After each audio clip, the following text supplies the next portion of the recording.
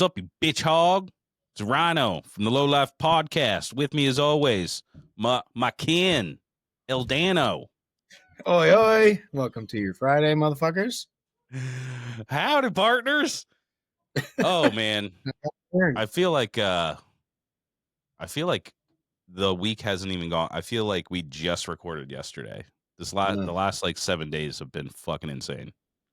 Yeah, it feels like it's been a couple minutes and a couple years at the same time. Yeah, dude. I don't even know what day it is. Yeah, it's been confusing, and it's starting to get like chilly out. So, and we had the fucking clocks changed. We fell back. That stupid shit. Mm-hmm.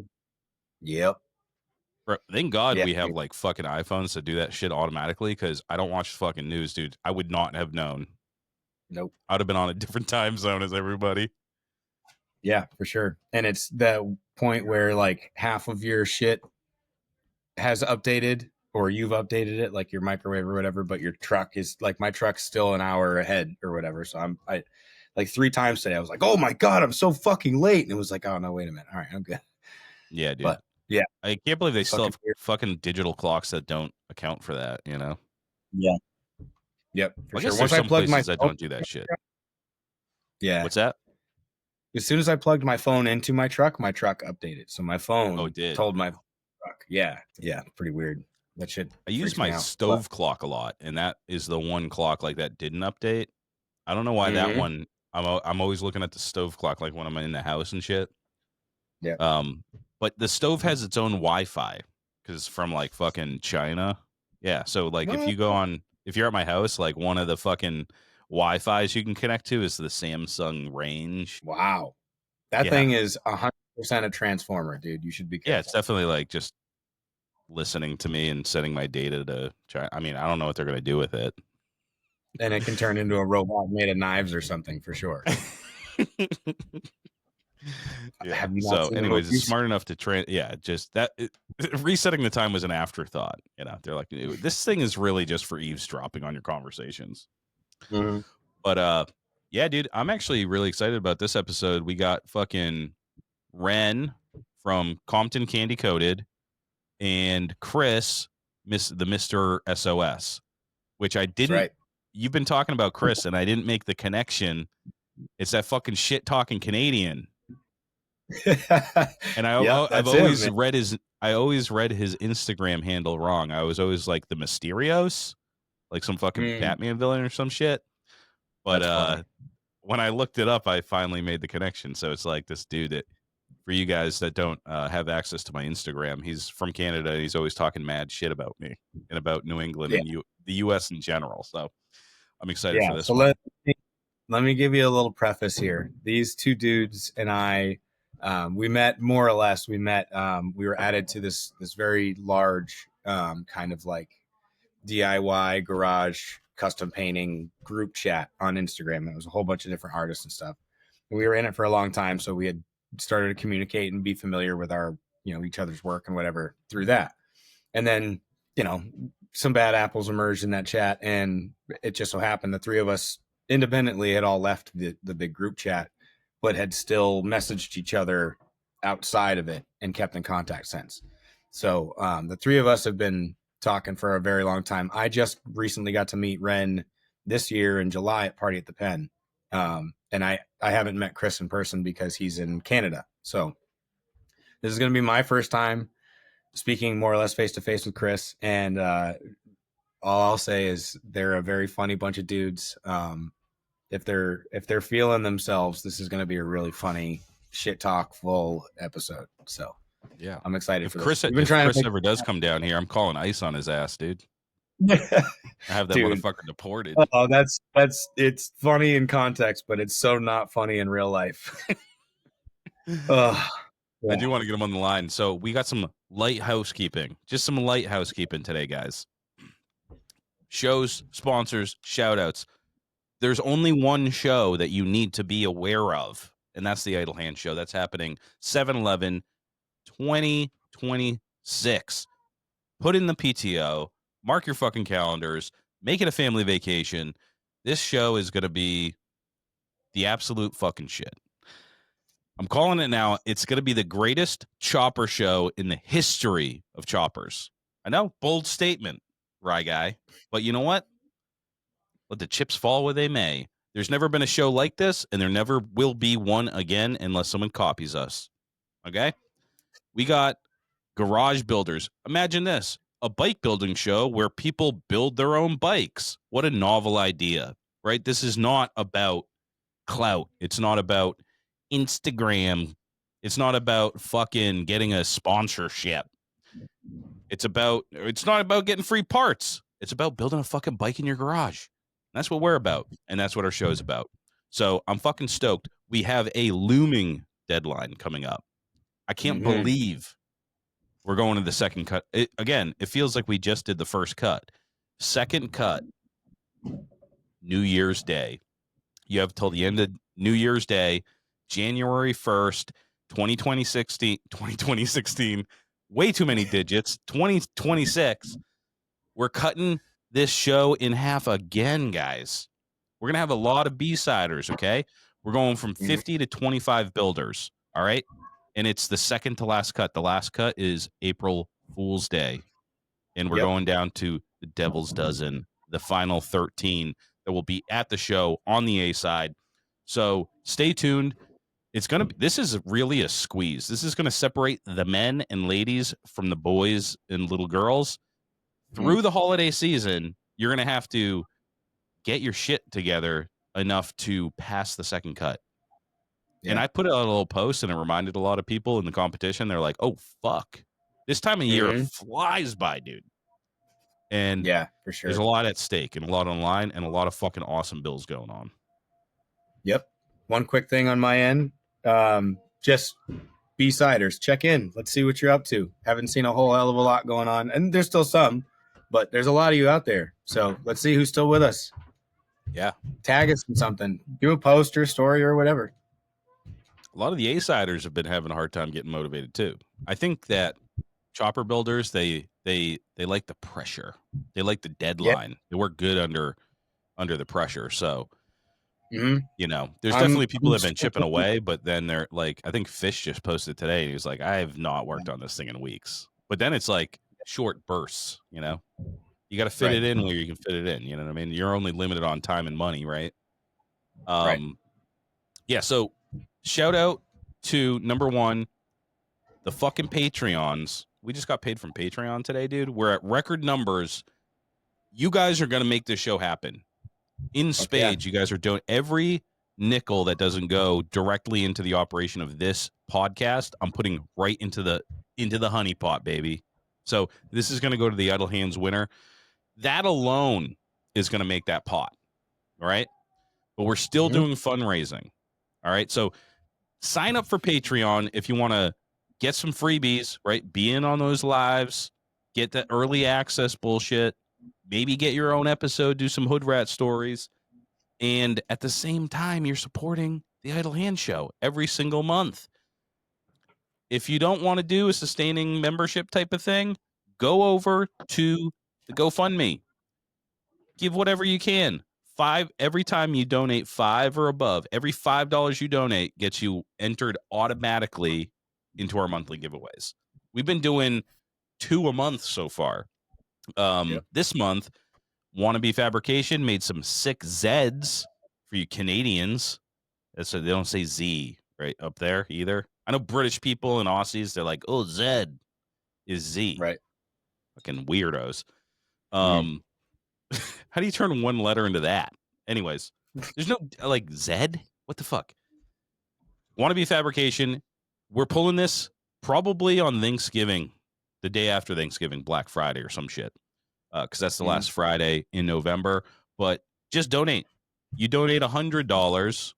What's 100 divided by 5? 20. 20 entries. All right. $5. I'll do that one. I'll math this one out real quick. That's one entry. $20. 4 entries. I have to count on my fingers still. Well, high school dropout, guys. Every time you donate $5, you're going to automatically get entered to win. We're going to have Wannabe this month, and we're going to have giveaways every single month. Shout out the Pizza Overlord. He just every paycheck, dude. He's just like he's tithing the Idle Hand show. He just like $20, $20. He has it like automatically deduct from his bank account. So big ups to you, man. You're the man. Yeah, dude. I'm so blown away with everybody we have thousands of dollars from people donating money. It's amazing. So awesome. We're gonna make this fucking big, dude. This is like a Built Wells People's Champ pot, dude. Okay, in our first fucking year. So if this shit pops off like I predict, we're gonna be doing it every year. And by the way, people every single day, people start following the show page and they're like, "Hey, can I get in on this?" And I'm like, "No, you're way too fucking late to the party, pal." Yeah. Which sucks. But if we kick it off this year and it's fucking awesome and everybody has a blast, we're gonna be doing it again next year. Quick shout out. Our boy Loctite starting a new podcast, Cigars and Gears. Go. Oh, that's him? That's him, dude. No shit. I yeah, didn't even dude. know that. I'm super stoked, man. He's getting back in the podcast game. I don't know when he's kicking it off. But on IG, it's cigars.and.gears. Go give him a follow. I already said, dude, I like smoking cigars. He has a bar in his fucking garage now. I'm going to go hang out in there, smoke some cigars, drink some fucking bourbon, talk about things with gears in them. Sounds like a really cool concept. I'm really stoked that he's getting back into the game. Cool. So, fuck yeah. Yeah, dude, it's been a minute. And I'm glad he found something else he wants to do. So I don't know when he's coming out, but stay tuned. Go follow the page and show him some support. Do you have any show sponsors or shout outs? There's a couple shows coming up. Give me one sec on my story. All right. So December 4th, at the Middle East in Cambridge, Massachusetts, you got Agnostic Front, Raw Brigade, Violent Way, and Can't Lose. It's a killer fucking show. Come on to that. It's no longer on my story. I'll get back to you on that one next week. I don't want to spend that much time. I'd like to shout out. The Ryan Meetup on the East Coast is coming to New York. I think it's in Manhattan or Brooklyn or some shit. I might make it out there. If you're a fellow Ryan and you're going to be making this Ryan Meetup in New York, I think it's December like 13th or some shit, or December 12th. Let me know. We can carpool. You can trust me. I'm a Ryan. All right. Let's get into this motherfucking episode. Let's get these guys on. I want to fucking talk some shit. Let's do it. I'll do a quick intro. We are fucking back because we did an intro before you guys joined. We got Wren from Compton Candy Coating, and I've been calling you the Mysterios because I don't know how to read, but it's the Mr. SOS, Chris, from my neighbor from Canada. Welcome to the show, guys. Thanks for having us. So I'm drinking Canada Dry for you, Chris. Very good. Very good. On the rocks. With gin? No. I'm trying to sober up a little bit. I mean, ginger ale is like a good one to dry out on. Yes, for sure. Give your guts apparently a break. My doctor was like, "Hey, dude, it's not healthy to drink every single day of your life for like 30 years." I was like, "Huh?" Yeah, it turns out. Yeah, what the fuck? Weird. I'm just hearing about this now. I'd get Next thing you're going to tell me smoking's not good for you. Yeah, I'm supposed to not smoke cigarettes while I do it now? Like, what? Why does it make me want a cigarette so bad then? I'd smoke a whole carton right now if I could. Hey, I thought this was going to be the dog episode. I got the dog here. Where is the dog? Is that the dog? There he is. That's him. My God. What Mine's, a What a slut. You got Nacho here. He's wearing his diaper because he's a baby. I'm wearing my pug shirt. How old is he now? He's going to be turning 1 next month. Oh, so he is just a baby. Dan, where's yours? Mine's not a baby. He's 13. So I started to come down the stairs. I do this in the basement, and she doesn't really come down here very often at all. She doesn't really have a reason to. So I tried to bring her down here, and she looked down the stairs, and then she turned around, and I'm like, "Come on, Jips, come on." And my wife was in the kitchen. She goes, "Dude, she just booked it to her crate. She's terrified." So I wasn't gonna force her to come down. I don't know. It's weird. Maybe there's some ghosts or some shit down here.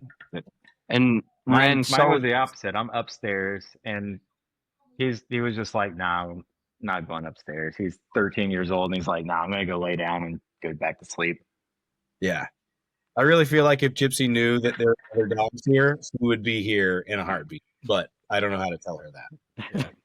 They're like, why are you bringing me to the basement all of a sudden? For real. Yeah, Am I I'm in sure that's trouble? what's going through Their her head. spidey senses kicked in. Yeah, right. Because I can't think of a time when that's ever happened that I purposely brought her down here, in the middle of the night. So I don't blame her. I wasn't gonna force her to come down. No. She'll come on eventually. There we go. Very cool. So guys, why don't you give everybody a little background real quick? Tell us who you are, where you're from, what you do, all that jazz. Go ahead, Chris. You go first. Wren first. All right. All right. I'm in Columbus, Ohio. I've been in the car industry and shit since I was a kid.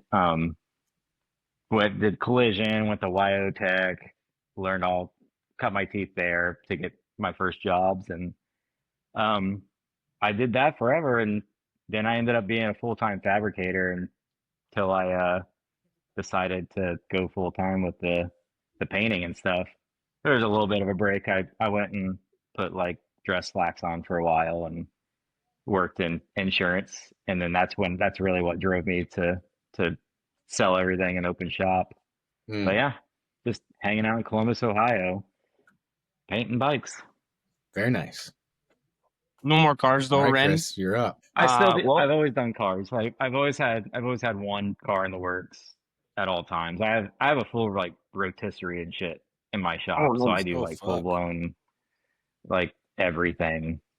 If I had, I would be in the shop right now. I wish I had any kind of good like Wi-Fi there. I would show everybody, but it's a dead spot. Gotcha. Yeah. And I came to the shop because I thought I had better Wi-Fi here, but apparently not. So, yeah, so I'm from Calgary, Alberta, Canada. Way, way, way west, but just north of, what is it? Utah? Just north of Utah.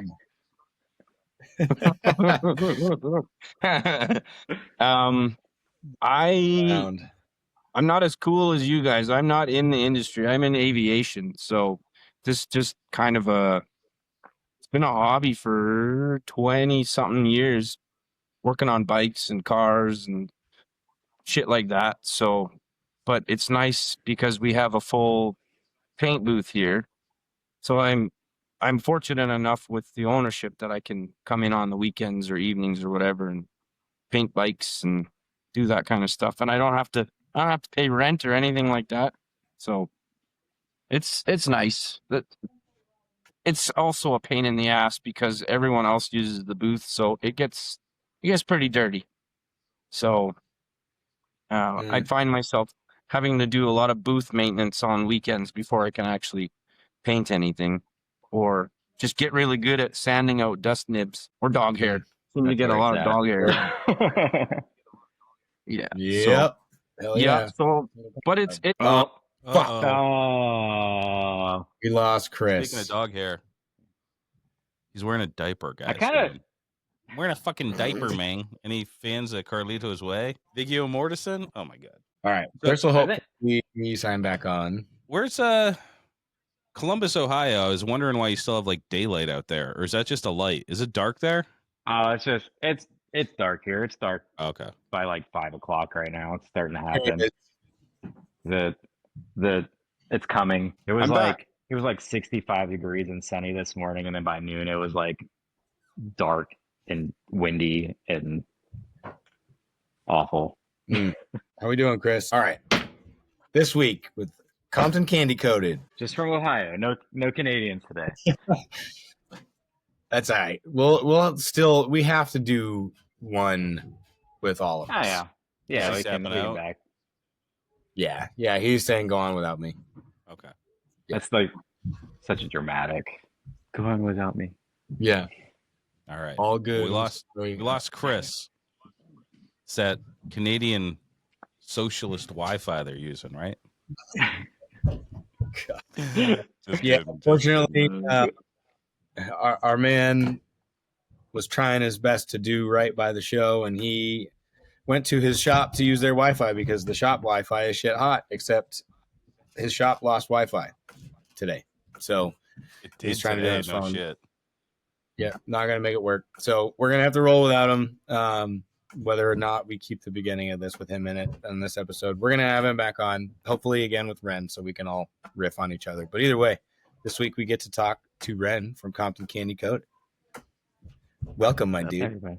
Hey, good to be here again. Yeah. 10 minutes ago. Exactly. So yeah, clusterfuck. So we're just gonna shake that off and move on. So, Rhino, what do you want to do? You want to start from the beginning, or do you want his intros in and we just roll from here? We'll just fucking go from here, I guess. Yeah. So, all right. Where would you say you said you're from Columbus, Ohio? Are you born and bred out there? I moved here when I was pretty young. I originally from Washington State, but I've been here pretty much my whole life. So you're an Ohioan. I mean, stepped out. Yeah, an Ohioan. But I stepped out. I went to like the Pittsburgh area for a while and for school and stuff, but I've pretty much stayed here my whole life. It's kind of a hidden gem city. Everybody thinks we just live in cornfields, but turns out there are cities and states with cornfields. So yeah, Columbus is a big one. That's like one of the only places in Ohio that I know. Yeah, I'd say Columbus, Cincy, Cleveland, and then you guys got to experience some serious Ohio shit in Mansfield. We got that podcast. The story. I was like watching that podcast, like that episode, and was just like, yeah, that checks out. That's Mansfield for you. That checks out. It is definitely wild out there. Places I've been for sure. So yeah. Like I stay in my bubble. Yeah. Yeah, it doesn't seem like there's a lot going on in that place. But. No. Columbus is like kind of, for the most part, it's pretty underrated. It's a neat city. A lot of industry. It's growing like crazy. So eventually I'm gonna get priced out and have to go live in cornfield in Mansfield. But for now, I'm here. Make a thatched corn stalk hut. No, it's dude. There's a great fucking chopper scene out there, though. I gotta say, like, Idle Hand Show alone, it's kind of like half of the motherfuckers are from Ohio. Yeah. Oh yeah, we like to build shit here. That's for sure. You got some people have done some things. Like Unity, Tyler, like they're all out here. Right. Defco Dan, he's here in town.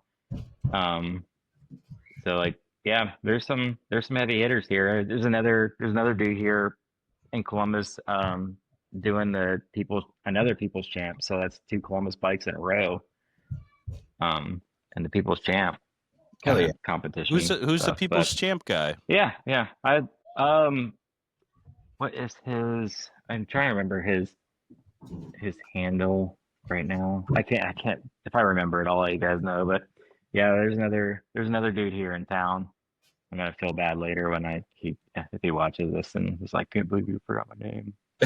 But put on the spot. I tend to forget shit. Same. But yeah. It's a weird one for this industry for sure. Like you're not. It's kind of a town of gritty choppers. So when you want to be a fancy painter, it tends to be a little harder sell. But you got all your Rust Belt bikes and cars here, and everybody just rides gnarly shit, and they keep it dirty. So what's where does the Compton candy coating thing come from? Because I assumed you were from Compton, California. I get that sometimes. It's my last name. Yeah. And my mom. I swear to God, I thought you were from Compton. I was like, dude, this guy's fucking hot, dude. Yeah. I was going to tell you not to fly your colors on the show. I get that from time to time. I feel like I, I always liked using my last name. Because my first name's so weird. I've always told people my last name just to call me Compton. Like all the years I worked in shops and just like they're like, what do you go by? I'm like Compton because otherwise they're like, what's your name? Like Wren. They're like Warren. Like no Wren. Ryan. Rent. No. Yeah, I get Ryan a lot. So I've always kind of gone by Compton in certain places. So it just felt fitting at the time. I didn't realize that people were going to think that It gives you street cred, company. But yeah, like if you're like when they used to back in the day, they'd be like, "Oh yeah, it's fucking Boston over here," like, and you automatically get the street cred. They were from a different city or something. It's like gangs in New York shit. My mom didn't really. I don't think she realized when she gave me my first name either with my last name that like MC Wren, straight out of Compton. Damn, I've never made.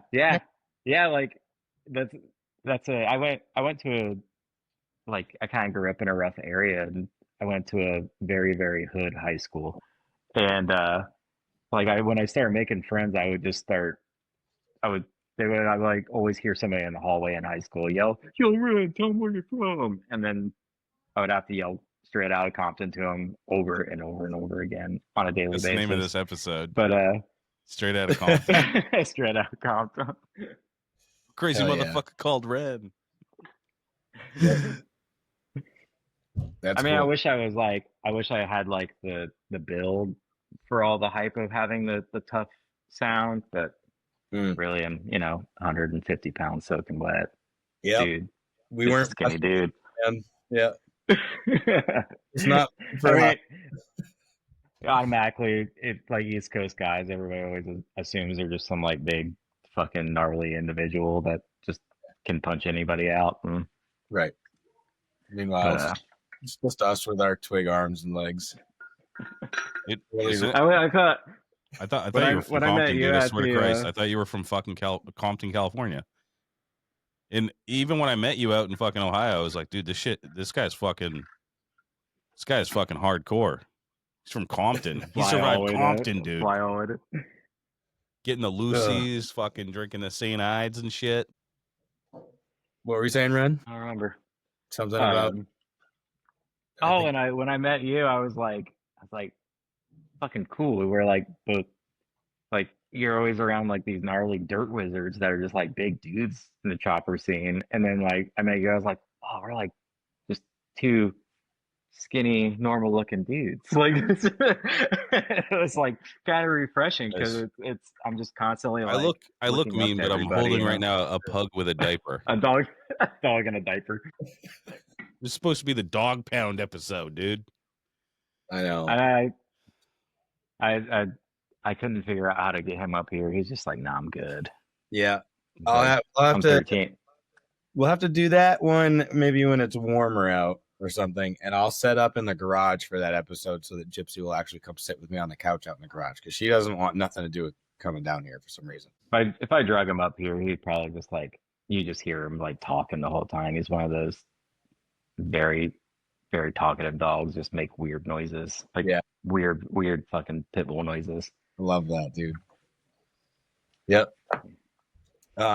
Cool. So let's talk paint, dude. Yeah, let's talk paint.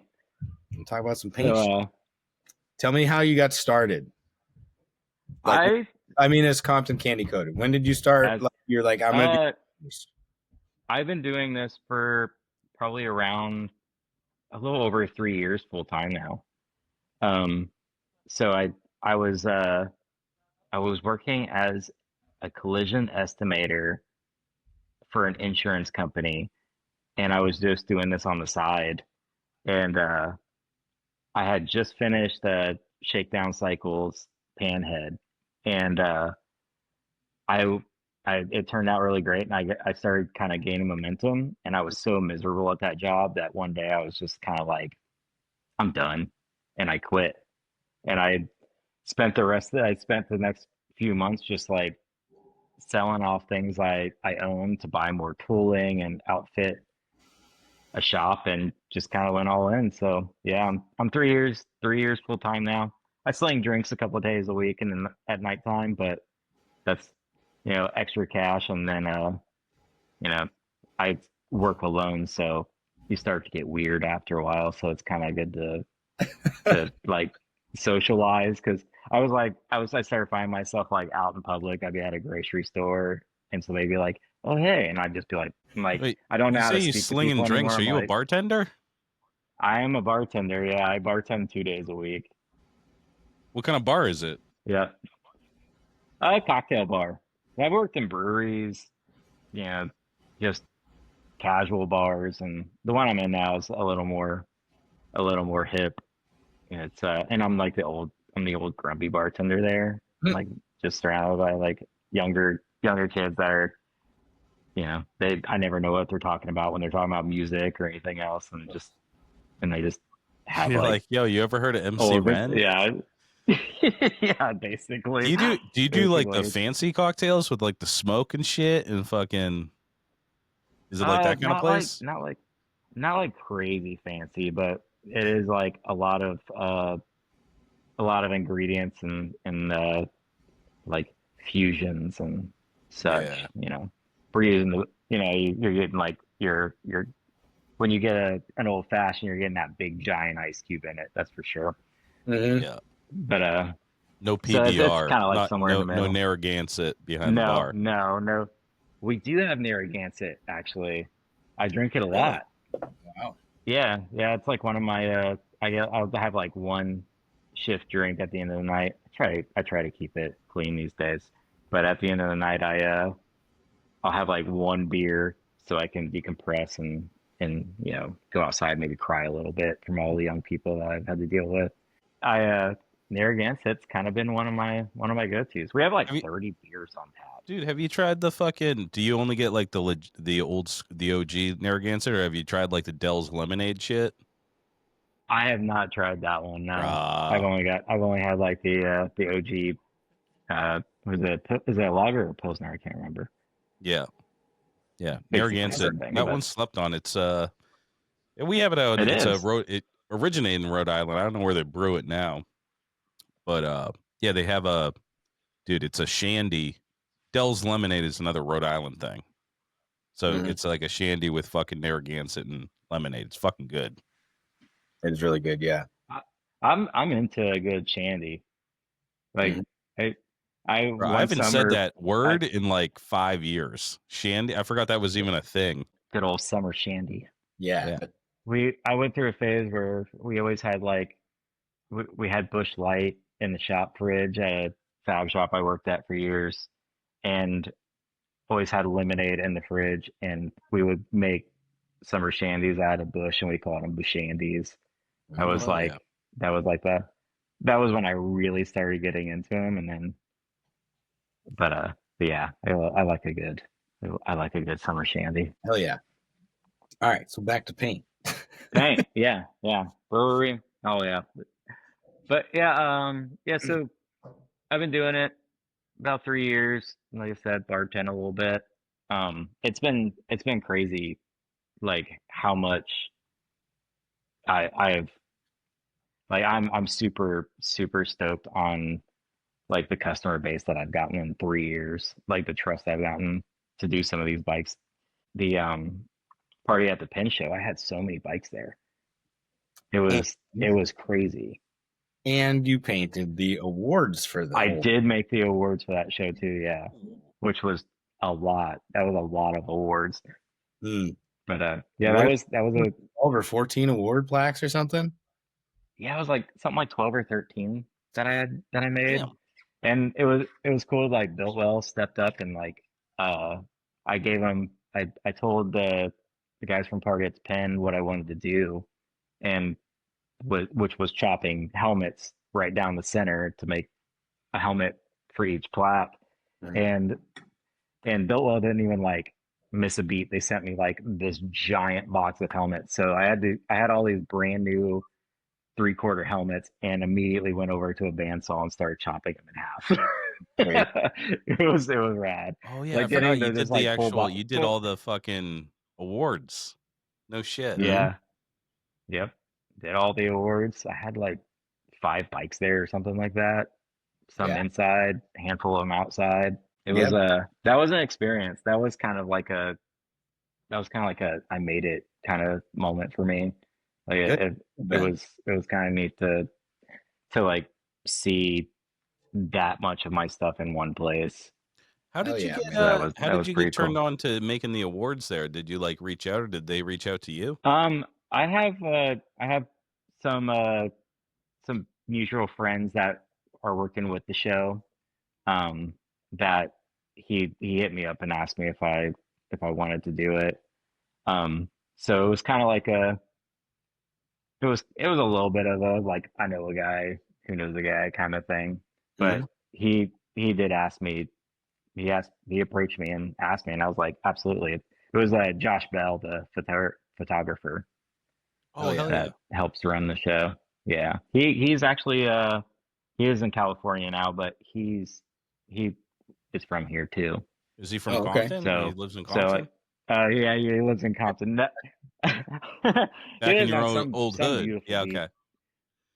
Some beautiful beach, but yeah, he was running around. We ran around in Columbus around the same time. We were both little skate rats and stuff around Columbus when we were kids.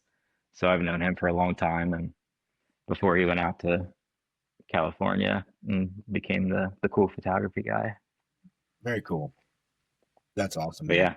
yeah, There was a lot of stuff there that you had touched. That was very cool. And it's like yeah, for anyone who's been paying attention to your work for a while, it sticks out. I'm yeah, saying that because you're the homie. It sticks out. You could tell which bikes you painted. You know what I mean? yeah. For sure. Yeah, it was a humbling experience. I mean I just like went up there. I was by myself. I was just kind of like standing in the hallways. I was like just kind of like sinking back to the wall and just seeing if people would go up to my bikes and be like, "That's shit," or be like, "That's cool." Like just to kind of feel it out. It was such a weird thing. I've never been around that many, I don't have a whole lot of shows like that around here. So I haven't been to many shows with many of my paint jobs. So it Yeah. was incredibly humbling and like it was the support that the guys that own those bikes have given me is pretty crazy. Yeah. It was a definitely, like I said, it was a I made it moment. Hell yeah. You Yeah. said you had 5 bikes in that show. Did you paint all 5 of those like this year? They've been in the last couple of years. Yeah, Oh wow. it was most of them. Most of them were in the last 2 years that I did them. Um, yeah, yeah. So they were fairly recent. One of them, I can't remember. One of them I finished like right before the show. I think the blue bike that Zepka had I was just there. gonna say Like, bike, right? Oh Yeah. fuck. I'm pretty sure. I'm pretty sure that bike was like you could probably wasn't even completely cured out. It was so fresh. Hey, this shit happens, man. That just reminded me. I've been wanting to talk to you about this for a long time, and I meant to say something in Ohio. That panhead that you did, that green and black and yellow, right? That crazy panhead that you did. That tiny sporty tank, that's the lowbrow, super narrow sporty tank, right? Yeah. So where you have on the bottom of that, you have those two panels that split up the middle of it essentially, and then you have that thicker banner around the end. I don't know, the year after or whenever I painted my Sportster, completely unbeknownst to me, copied that idea like almost exactly how you did it. I don't know if you ever picked up on that, but my Sportster No. tank, dude, I did No. the same shit. The only difference is where the right line from the right side of the panel came up. I went around the gas cap. You went through it. Other than that, dude, I essentially just like straight up copied your fucking panels, and I had no idea. I, honest to fucking God, had never seen that paint job before I did that tape out, and then I saw it. I was like, oh fuck, like that's like way after I'd painted the bike and put the bike out and whatever. It was like, oh fuck, because we had started talking and shit. I was like, fuck, Yeah. I just ripped his shit. I mean, But I don't get upset about that stuff. I mean, like, what's that saying that the There's nothing new when you under. get when you're yeah, like well, just like if you get copied by somebody, like who cares? You know, like if they're not doing a direct rip off, like the same colors and just doing like your bike, Right. I I don't care. You know, it's like that's a form of flattery to me. I think. You know, I try not, and like at the end of the day, like none of us are doing anything real, like really, really new. Like we have our touches and our flair to it, but Right. at the end of the day, we're all doing traditional choppers. So For it's sure. like we're doing traditional paint. So none of us are doing anything that hasn't been done before. We're just doing it cleaner. Some of us are doing it cleaner than the others, and some of Right. us are doing a little bit of extra things to kind of add our personal style to it. Exactly. But yeah, I would I would not care if anybody copied my stuff. Yeah. And I mean, I've had a couple people send me things like, dude, this guy's ripping you off, and I'm like, cool. That's a Yeah. Right.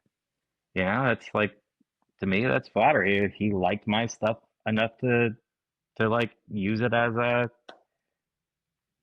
like to Inspiration. make his own bike. Yeah, he was inspired by my work, and if that's the case, that's Yeah. fucking rad. And that Yeah, I mean, it would be like I said, it'd be different if he was just like straight up ripping it off. But right. other than Yeah. that, like I'm into it. I'm into it. Like, who gives a shit? Yeah. Like there's nothing to get mad about there. right. And even the like line for line copycat, I've only really seen that a couple times. I know Chemical Candy Custom Yeah, had a copycat out in Asia, and then what was it? Who built Medusa? Was that Dirty Biker? I can't remember. Right, and it had the crazy, crazy Medusa, purple, pink, that, white, yeah. metric I think paint. I remember that bike. And somebody overseas could like literally copied it, you know, note for note or whatever. But as far, yeah, I mean, for the most part, I mean, where'd you get the idea? You know what I mean? You had to have seen something that Yeah, gave you the idea. You know yeah, what I mean?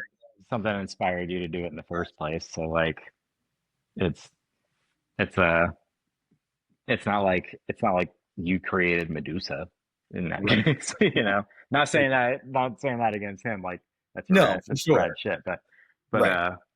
But yeah, I mean, we're not. It's the fact that it's traditional. The word, you know, we're making traditional bikes, and to say I'm building a traditional chopper. How dare you copy me? Is like you, tradition. The word traditional's in there. Yeah, that's a very good point. Yeah, There yeah. you go. Yeah, so basically, I don't fuck around. I don't care if somebody copies me, and I will never gatekeep. Those are like my two things that I stand by for the most part. Right. Fuck yeah, dude. No gatekeeping. If you come to me in a nice way and you're like, "Hey, I really like this thing you did. How did you do it?" I'm gonna be like, "Let me tell you. Let me get you through this." I'm not gonna do the whole gatekeeping thing. So copy me, hit me up if you have any questions. If you come at me in you come at me nice, I'm probably gonna give you a nice tutorial and spend some time with you to teach you how to do something. Yep. I can attest to that. Ren has walked me through many things. So, and you didn't have to. We met through that group chat, right? Did I have that right? I think I said that before you guys came on. We met through that group chat. Yeah. So how long ago was that? That must have been what, 2 years ago? 3 years ago? About 2 years. It's probably about 2 years ago, I want to say. Yeah, been a while. I can't tell like 2 years and 2 months anymore, but I think it was about 2 years. Yeah. Yeah, that was really cool for a while. Like just like a bunch of dudes that got together that were like a lot of it was based on like I can't figure out how to do this, and people I've talked to that have done it kind of treated me badly when I was asking questions and curious about it, and this whole like chat started, and that's how I met you and SOS Chris, and he and I immediately were just like best buds from that group. And but yeah, that was cool to see like a bunch of guys get together and kind of share secret, not like sharing secrets. It wasn't like a secret society type of It was like, bike painting type of thing, but wasn't that serious. But it was like, it was cool to see like a bunch of dudes that were open to taking questions and giving their 2 cents on how to do it or walking you through problem solving in general. Like How did that think that there's chat start? Who started it, like, to bring everybody together? it was Full Throttle. It was was it Full Throttle is Customs? I thought it was TN1 Customs. yeah. I thought it was one of those two, but I thought it was Full Throttle Customs because yeah, you're right. he and I think I had already started talking to him too because he was fairly new to painting. Yep. And he was just kind of frustrated with some people, and he was like, "I want to start this group." And then next thing I knew, there was just like a ton of painters from all over the world. Yeah. In this chat, and it was pretty cool to see like everybody's kind of like where they were coming from. Like everybody would talk from like shop setups to techniques to like, just general like, what do you guys think about this, and getting opinions, and it was cool. Yeah. For sure. But yeah, it Full Throttle, like he's a cool dude. He's a very underrated painter, I think. Does a lot of like the performance baggers. So it's pretty wild paint, and it just like melts your brain to look at some of his paint jobs. For sure. But absolutely. He's a cool dude.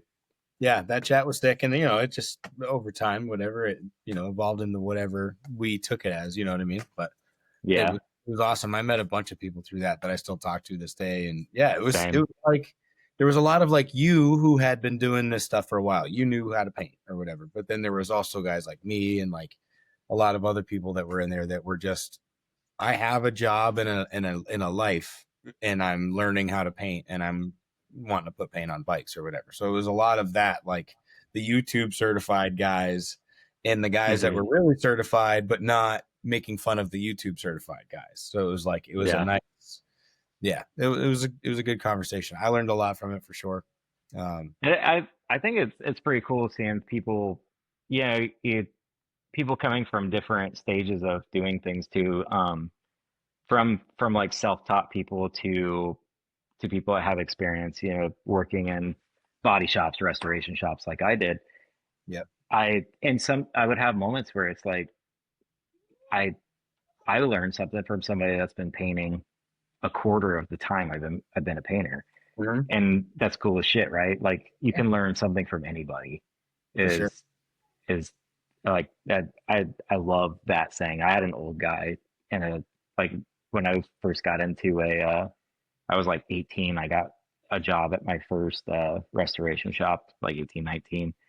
And there was an old codger, grumpy motherfucker until you got to know him. And then he was just like a big teddy bear. And one day, like I was frustrated, and he was like, "Look, man, there's something to learn from everybody," type of conversation. Like he was like, "You are going to do things the way you're going to do things. It doesn't necessarily mean you're wrong." And, somebody can learn from that too. And that resonated with me. And I've kind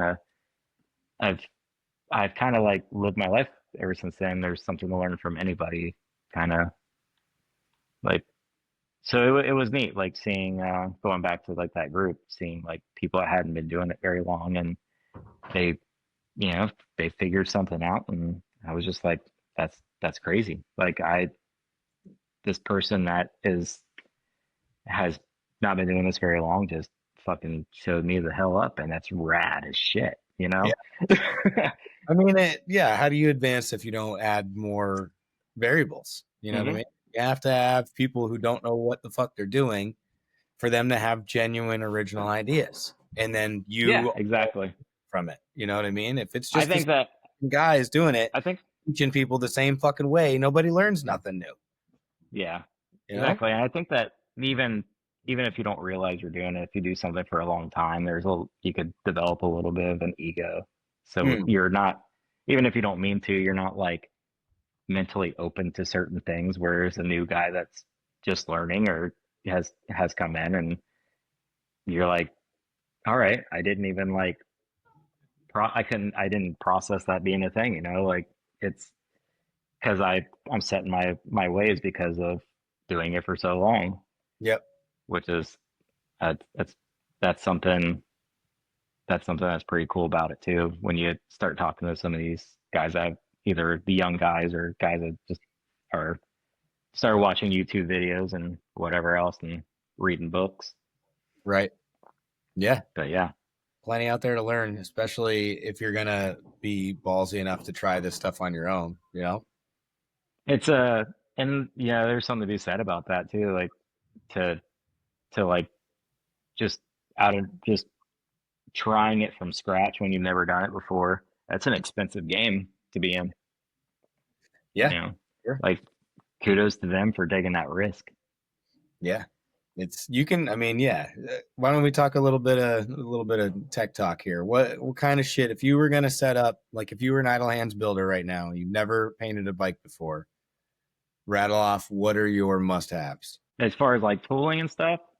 Yeah, just for you're gonna do. Say you're gonna spray a black bike with red flames on it. What you? Okay. I mean, obviously not down to the the real nitty gritties or whatever, but give me a little process. Like, what would you recommend a first timer have and do? Spend your money on good paper, good sandpaper, good high build, because I think it like the way they say body work is everything. So paper, don't buy anything that says the word Bondo on it.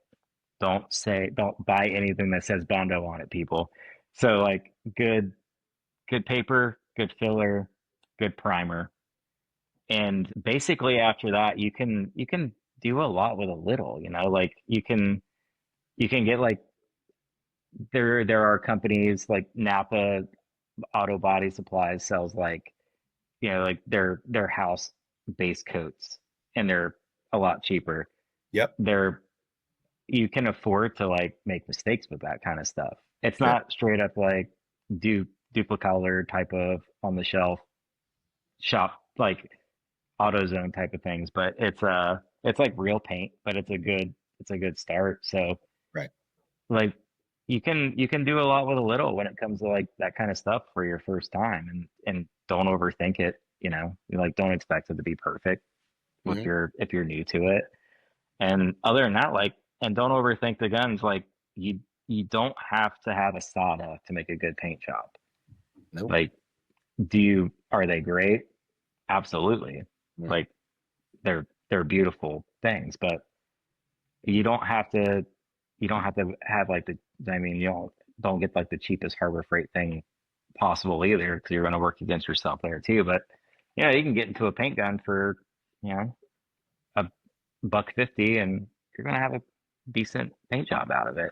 Yep. Like you can keep it pretty cheap, and I like to, anytime I've talked to kids that are getting started, I'm like, find your basic colors. You're always going to use black, white, silver, gold for your candies, whatever else. I'm like, find that one that is like a decent one for the money from your supplier, whoever your supplier is, and stick with it. Only buy that one, because you're going to learn the ins and outs of how that sprays and how it lays out, and right, you're just going to learn that paint, and you're going to be able to do multiple things with it. You're able to like pivot and use it for different jobs. And if you just have your own like little house, your version of like your house paint, you'll be able to do multiple jobs with it when right, you're starting off and you're fresh. To clarify, to bring that home for anybody who may not understand why that's important, you really shouldn't be mixing different manufacturers, right? So if you get reducer from Mason and you have a house of color base coat, they're not going to work together, right? So that's why he's saying find whatever they've got. It's going to be good enough for what you're doing and with it. So you learn your material, because you have to go through your P sheets, your TDS sheets to learn it and everything. And it's just you start to get familiar with it. Oh, if I leave a little bit of wax and grease remover in the little fucking little ring around the cap, this is what happens with this paint. And I know, okay, that's what that failure looks like, and I know what to do next time. A lot of knowing how to fix shit is fucking it up and figuring out, oh, that's what I did wrong to make that happen. And Yeah. then you see it again, you can recognize it, and then you know what to do, hopefully.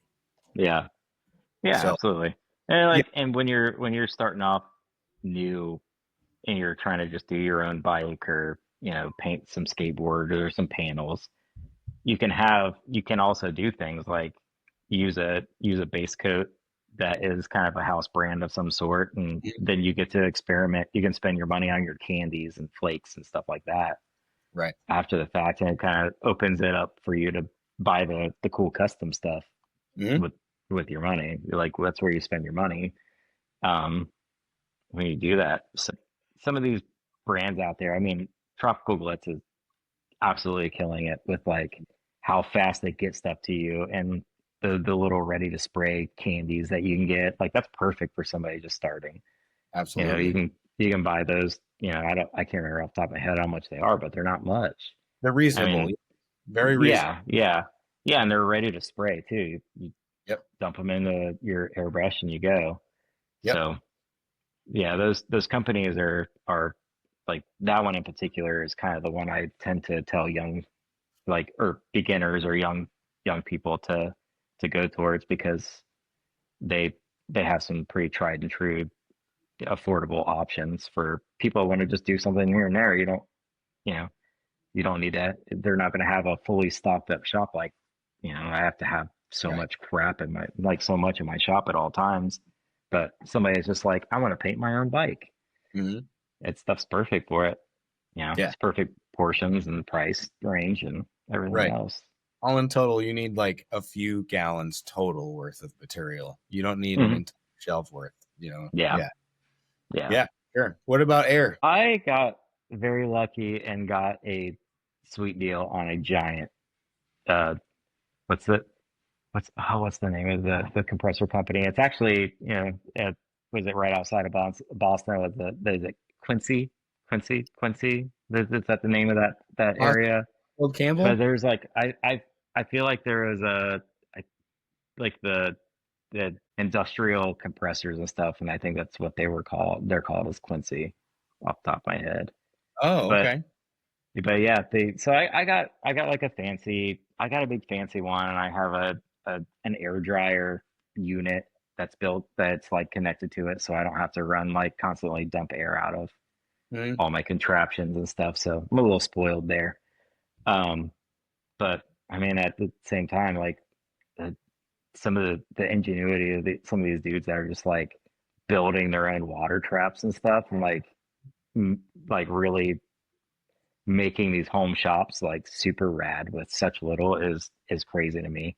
For sure. Like, Yeah. you don't need a whole lot to go far when you can Yeah. just like build it yourself. Yeah, it's when you it doesn't make sense when you start to, like, I couldn't stop right now to make something like that Mhm. because I just don't have the time for it. But like, I wish that I had that kind of knowledge when I was first starting years and years ago, when I was like pinching pennies for like shop equipment. Like, Right. it's crazy what little you can do, like with the DIY water traps and all that stuff. For sure. But Yeah. And then but yeah, like the people we were talking to like got into like soundproof boxes and stuff. Remember there were guys that were spraying in like shared apartment like hmm it's like, yeah. damn, I don't know how they were doing it. yeah, you got to be real sneaky and have real cool neighbors, and they were building like full blown soundproof boxes for their air compressors so that they weren't waking up their neighbors and shaking their house down. So you can get by with very little, and just you need a little motivation, figure it Yeah, out. yeah, yeah. Uh, Don't fear a dirt neighbor every once in a while. yeah, It's not a big exactly. deal. Get that out of your head. Your first paint job, your first 15, 50, 500 paint jobs are not going to be dust free. The shit doesn't off Yeah, the I gun mean, is not a real thing. yeah, I get like, yeah, and that's like, you can't trust the internet either. You see guys that are even boots. I've been around paint boots my whole life, and to see like some of the videos where people are like spanning in like a paint booth, and there's not a single nib anywhere, I'm like, you're knowing where to like dip your camera down or something. There's one in there. I know there's one in there. You're a liar. Not for nothing. Yeah. Show the god dirt nib in the video. Just show it. Yeah. It makes you look a lot better if you just show the damn dirt nib. We know it's there. Yeah, but like, it's fine. It's not a big deal. Chris, that should be here. He likes to give me shit about like posting videos when I see when there's a dirt nib. And he's like, he'll let me know that I got dirt in my paint job. He lets me know. Yep. He likes to zoom in on mine and be like, gotcha. Yeah. Especially like a fender or something. If I have some picture framing along the edges, I get a little bit of that little extra clear coat. And be like, oh, gotcha. I'm like, fuck you, man. Yeah, he's a stickler for details. Yeah, but he's straight up. Again, talking about go ahead. Yeah, underrated paint job. Yeah, like he's a ripper. 100%. He's an absolute ripper. And a massive inspiration for me and motivation for me. I go to Chris. Yeah. He's pulled me off the floor a couple times. When I'm like, I'm done. I can't take this. He's been like, shut the fuck up. You're a good painter. Like, suck it up. You're doing great. And he's cheered me up multiple times. But yeah, like, talk about underrated painters. Like, for sure, he's a endless well of knowledge. That guy, and doesn't do it for a living, which is wild. Like he's a hobbyist that knows he forgets more than most people learn. For sure. Yeah, genuinely. And if you guys don't follow him, go follow at the Mr. SOS. Go check out that bike he just built. Dude, that paint job. What do you think of that? That two-tone he did on his Jenny? It's that bike has like got so many like really cool period pieces on it, and that whole look is just like, was it built yesterday or was it built 50 years ago? Right. 50 years plus ago. It's he's really good. Like he's really good at like finding those details, and it's a good like realistic period bike, and I love that it's a swing arm shovel. I love swing arm shovels. It's super. Like, absolutely. Like I like swing arm shovels. Like something about swing arm shovel choppers just does it for me. Yeah, they're growing on me for sure. Yeah, I don't know what it is, but that his swing arm shovel is potentially my favorite bike around. Every time I see that thing, it's like, it's brown. It's a Sundell paint job. It's this brown metallic, and it's got the yellow and red ribbons flowing through it and stuff, and it's just long front end, crazy frank, just perfect. Love that bike. I think I know what bike you're talking about. Heavyweight choppers. I think I've seen that one.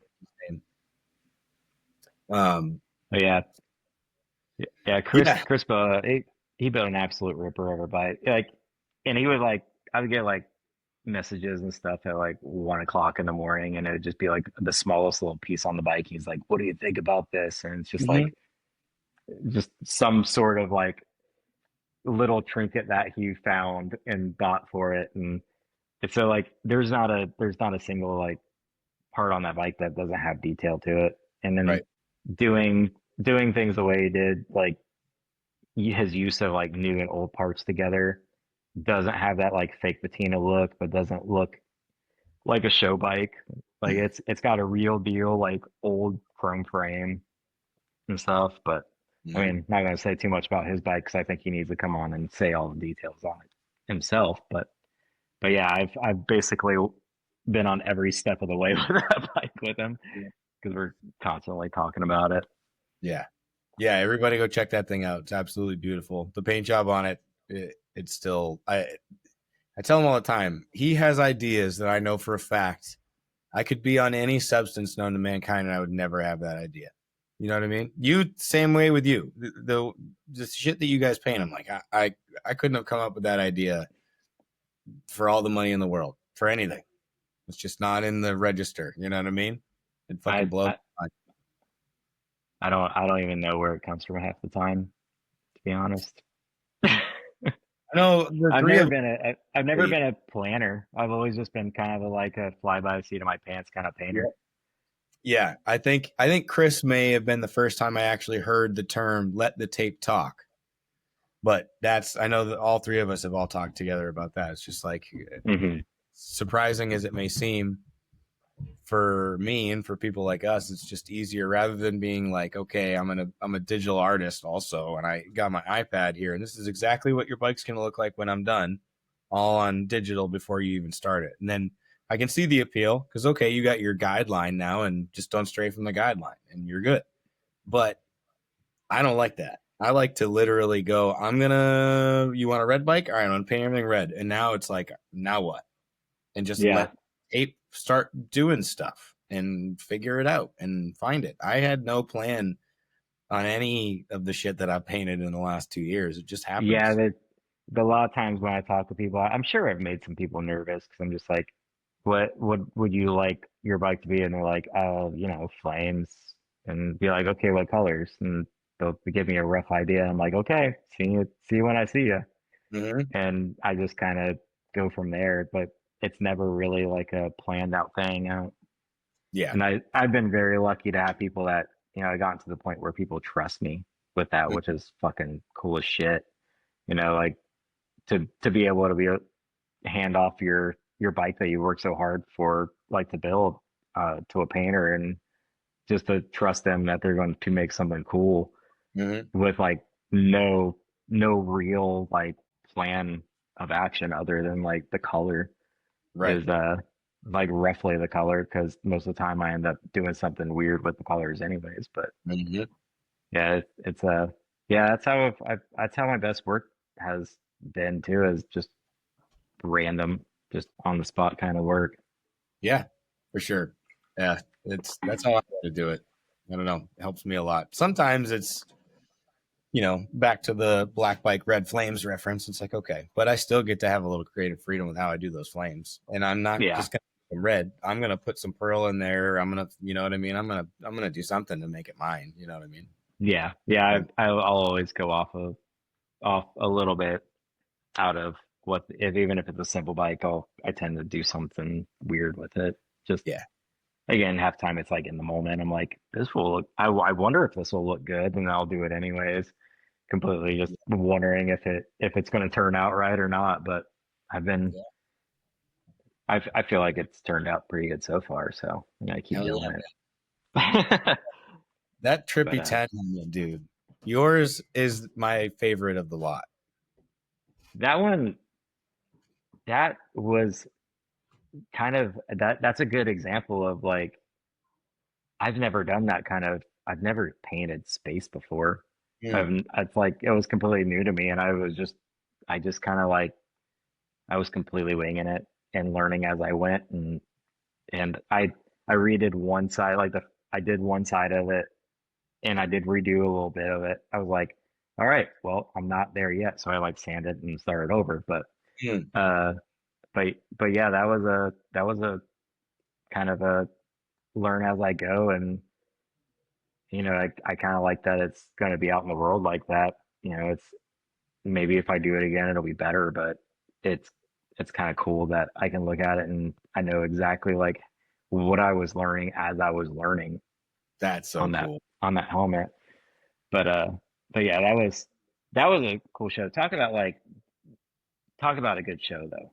Like I've done multiple, I've done shows, helmets and, awards, whatever else, a handful of times. I have never been treated so well as an artist by somebody that puts on a show, from the care package when you were picked or accepted, to the promotion of you and your brand, to like across the board, and then all the way to the end. I mean, stuff still pop. They're still sharing our stuff. Yeah. He was just on your show. I watched some of it, but yeah, such a cool dude. Like, absolutely, just, you can tell that he actually appreciates artists. He's not like, it's not if you do this for me, you know, we'll blow you up kind of thing. He genuinely like picks artists and he treats them well. Yeah. Like he did such an amazing job with that show. And like that was the most I've ever been appreciated. Like I feel appreciated by anything that I've ever done before in this world when it comes to like doing, you know, shows like art show stuff. And I think a lot of it comes down that he's an artist himself. Yeah, But I agree. I feel but the yeah, same. that was a show, and that was some seriously good art. I don't know if I've ever been part of an art show that had that many ringers in it. Mm, Like it was really it was a good one. yeah. You're There's some really good stuff. I still saw more shares of yours than anybody else Oh wow. on the old interwebs since I don't know. you're Either way, those. you're a famous born free Oh, shut the fuck up. born free the most Podcast popular Yeah. podcast host, just I'm a gonna start calling him Hollywood. all Oh around man, just that my internet. just an My all around handsome guy oh over no, here. my internet's not working. See you guys. No, I'm just kidding. Yeah.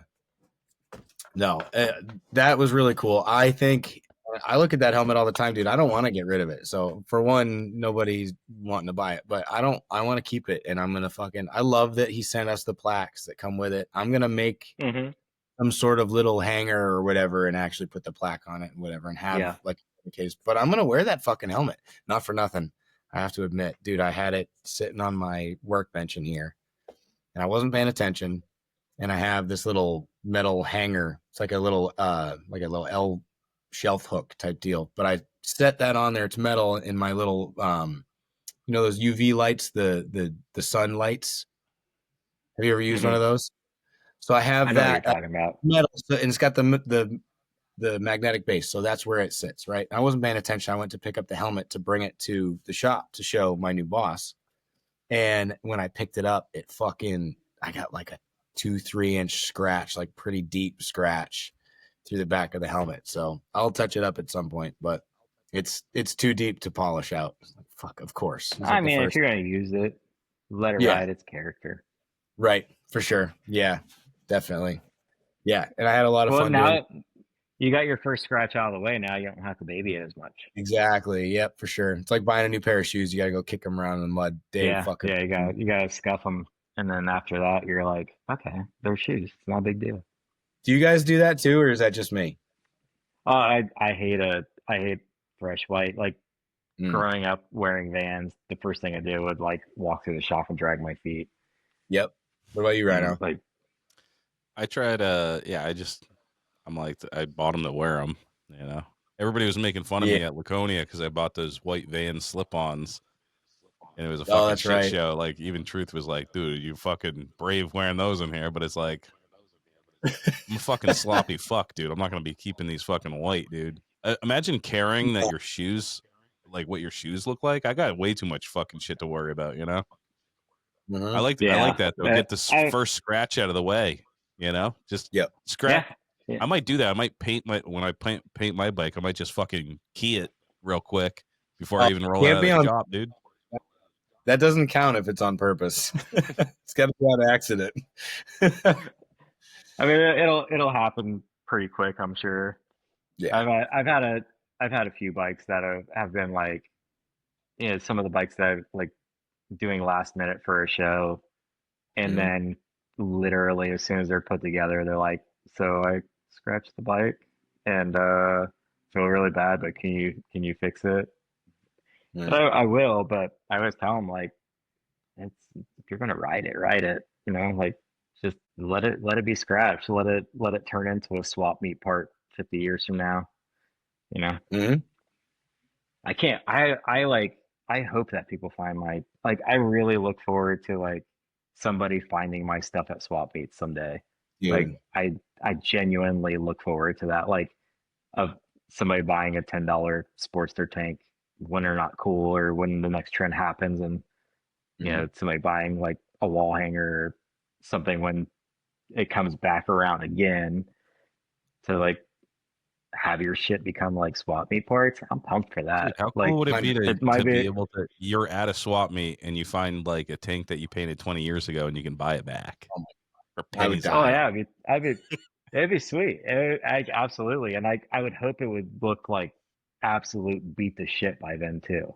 Like Mhm. I would want it to like even like almost where it's like everything has fallen off or been beat on till there's like just a tiny piece of something left, and I'm like, I know that.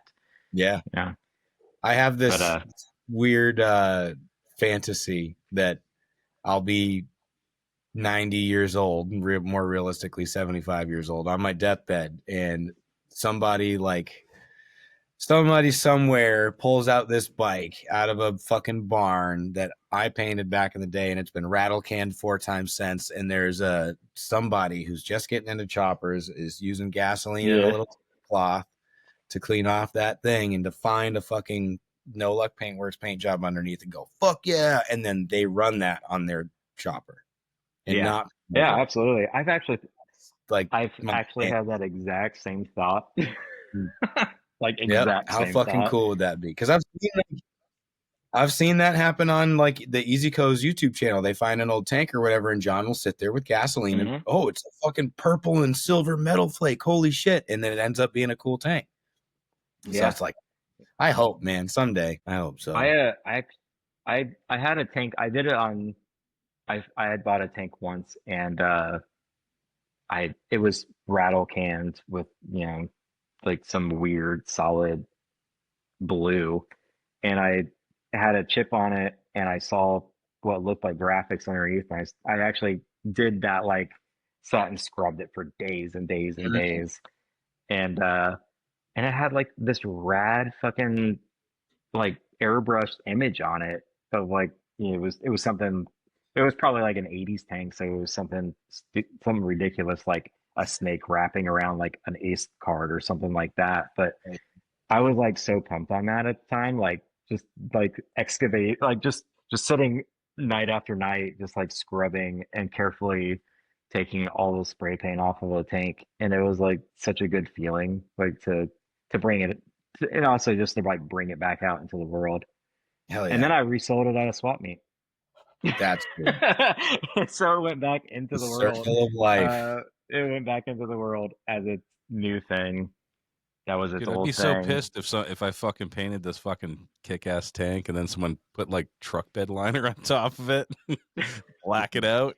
Yeah, it's gonna happen to all of us. I haven't had that moment yet where I've actually seen anybody repaint one of my bikes yet. Me either. And I'm okay with it, but at the same time, I don't know if I'm okay with it. Like I don't know how I'm supposed to feel about it yet. I know it's gonna happen. Yeah. But I don't know like how that's going to like how I'm gonna react to it. Maybe if they paint it like a solid color, I'll be okay. But if they like send it to another painter, maybe I will get hurt about that. Yeah, I mean, either way, we'll see what happens. I'll let you guys know. Yeah, that would be a butthurt that I take to my grave, but I probably would be at least a little butthurt for sure. Like, oh man. Yeah. Like I don't know. There's like you can't be a little bit bummed about something like that, you know? Yeah. I had my first paint job totaled not long ago, which was I'm glad he's okay. But yeah, it was like a FXR, and it was this like candy red, full graphic, club style bike. And I put a ton of work into it. And he sent me pictures of it and was like, hey, the insurance company is going to call you to talk to you about how much the paint job cost and blah, blah, blah. And I was like, well, first of all, are you okay? And he's like, yeah, I'm totally fine. But after that, he sent me the pictures, and I was just like, like seeing something you spent so many hours on, it was like mangled too. Yeah, like, that shit stings. So like that was the first. So I've seen one destroyed so far, but none repainted yet. We'll see what happens. Yeah, I've got a couple that have gotten fucked up. I painted for a couple stunty boys though. My first customer paint job was for a stunty boy and got fucked up. So, and it was metal flake and whatever. I haven't done any stunt bike paint jobs. So if you're a stunt bike guy and you're watching this, let me know because I would like to do some stunt bikes. But uh, I've not had a chance to. Uh, Full Throttle, speaking of like in his fancy paint, he's done like really crazy paint jobs on bikes that those guys just drag rear fenders on. Like those Mm-hmm. guys actually just like have him do this insane paint job, and then 24 hours after they get the tins, they're on the bike and they're dragging the back fender on the ground. That's a hell of a flex, I guess. But For yeah, sure. like, and I talked to him about it. I'm like, how do you do this? And he's just like, I don't know. It's cool seeing it standing, you know, vertical on its back On the wheel. back I for see my paint touch-ups. jobs Yeah. from different Return angles. customers. Yeah. Yeah. That's like, yeah, you're you're going to keep getting jobs, I guess, And when you're when you going do that those custom and bikes. crazy with it, yeah, you're going that custom and crazy with it. Like, you're not necessarily just looking at like, hey, can I get a paint pen, a touch-up pen? You know, it's like, Yeah. no, dude, Yeah. that's No. indie. That's Yeah. fuck Like, custom mixed yeah. color. Like, Yeah. no, You're done. Like, thing. Yeah, just keep riding it and bring it back in a year when it needs completely redone again. Keep doing exactly. wheelies. Yep, for Yeah. sure. That's a whole wild world that I just don't understand. It's like, Mm. not saying that in a bad way. I just don't. It's just so different. Very, very much like old slow things these days. Like, I like fast cars, but I kind of like slow bikes. I'm a city kid, like I'm not getting up to any high speeds around here anytime soon. Like, I can see there's downtown buildings from outside of this room. I can see them from this room. So I'm just constantly on surface streets. So I kind of like the idea of like old, shitty, slow bikes. Yeah, Well, I don't know how these sure. fucking dudes afford sick ass paint jobs. All the tires they burn out, like all the fucking performance parts, dude. Like, what do these guys do for work? It's an expensive hobby, Apparently I dude. did it wrong. Like I did something wrong. Like uh, I don't know how do you make that much like extra income to be able to just like purposely destroy stuff. I mean, it's rad, but like how? Yeah. I missed it. I missed it. Yep. I don't know. I mean, I guess I was an art kid, so I grew up knowing that was probably going to be poor anyways, but um I just kind of accepted it at an early age, I guess. But I just always had to do creative shit. But yeah, it's a wild world. Yeah. I remember just being able to like pull a wheelie this tall off the ground, and your friends are all like, "Yes, Yeah. I'm still living in that world." Yeah, man. Absolutely. Yep. Jesus. All right, fellas, what do you say? We got about an hour and a half. Someone's got to put those kids to bed up there, dude. Yeah, I apologize to anyone listening that can hear the stuff going. Sounds like they took a break for a while. I think a portion of the children are no longer here. We had some friends over and they have kids, and it got pretty rowdy up there. So I apologize if the audio is affected by that, or if that's distracting to you. But they're between the ages of like 10 months and a couple years, so give them a break. But yeah, I gotta put them to bed. All right. Yeah. We'll shut her down then. Mr. Compton, Mr. California, Gangbanger, MC Wren. Thank you for coming on and talking paint with us. Absolutely. Yeah, we should do it again. Yeah, definitely. And we gotta get Chris on. Chris needs to get on here. I got the advantage now because I'm not good at this kind of stuff, so I've been babbling. But now that I've kind of gotten it done, like gotten through a little bit and gotten more comfortable, I'll be able to go after Chris with all the chirping. I was gonna say we can tag on. We can gang up on. Yeah. Hell yeah! Chirp the Canadian. And this is gonna come out way after his the ass game. off for not having decent Wi-Fi. this is gonna come out way after tonight, of course, but like tonight, my home hockey team is playing his hockey team, and probably like here in an hour or so, and so hopefully we whip up on them because I was really looking forward to giving him shit tonight on the podcast for that game. But yeah, we'll you'll probably hear that when we get back on. We'll probably veer off at some point and start saying mean things to each other about hockey too. 'Cause we're both. Oh yeah. I grew up in hockey, and he's Canadian, so he was just like born with a hockey stick or whatever. But yeah, what are the teams that are playing? Calgary and Columbus Blue Jackets. And which Calgary one does he like? tonight. Calgary, I'm assuming. He's Calgary. Yeah, he's Calgary. All right, guys. Well, when this drops on Friday, make sure you go to the Mr. SOS and give him a bunch of shit for his fucking shitty Canadian hockey team losing. And until next week, Lowlives, get in the garage, get in trouble, make fun of Canadians, and never stop chopping. Deadbeat Customs. Steve over at Deadbeat Customs is about grassroots motorcycle riders who take it upon themselves to build and customize their bike. They offer parts for all Harley-Davidson models and also custom parts for choppers, bobbers, trackers, and cafe racers. When it comes to building a custom motorcycle, they carry the best brands available. Go visit their brick and mortar store in Tewksbury, Mass, or at deadbeatcustoms.com. Remember, enter Lowlife at checkout and save some loot. Stay Strong Co. Sean Luke has been sent down from the heavens to bless us Lowlifes with the greatest motherfucking hot sauce in the world. Sweet heat baby Jesus in the white pants heralds a message from God himself. This hot sauce is for your food. Keep it off your butthole. The shits, and the hotter than hellfire Lowlife chopper sauce. Go to staystrongco.org today and grab yourself the holy trinity of hot sauces. Oxford Co. Choppers. Chris is the original bad boy from Oxford, Connecticut. From frame restoration and repair to handlebars and hardtails. Hard parts for hard men. His hardtails are expertly TIG welded and installed in-house. Made of USA-made steel, cast axle plates, he is your man for the hardest shit to hit the East Coast since Hurricane Bob. Find him on Instagram at oxfordco.choppers. Steel City Blacksmithing. Josh specializes in handcrafted steel work right outside of Pittsburgh, Pennsylvania.